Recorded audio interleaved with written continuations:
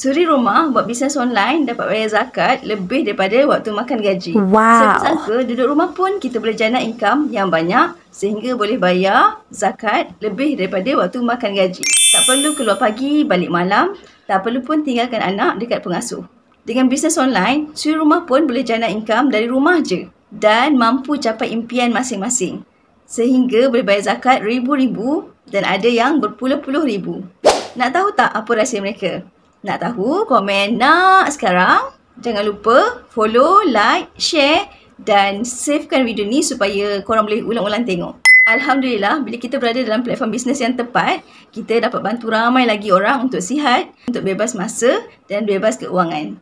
Kita sentiasa ada teknik special, teknik advance untuk orang cari kita. Kita tanam iklan viral dekat seluruh media sosial supaya orang nampak kita dan orang nak join bisnes dengan kita. InsyaAllah, semua tu akan diajarkan dalam bisnes ni. Nak belajar? Terus klik tudung kuning, cari link dekat bio Fiza, jawab sikit soalan dan tunggu Fiza contact. Fiza akan sharekan bisnes details untuk korang kaji, teliti sebelum join. Fiza dan tim Al-Wujud Circle akan ajarkan cara macam mana suri rumah boleh jana income dari rumah dan insyaAllah kita boleh bayar zakat setiap bulan.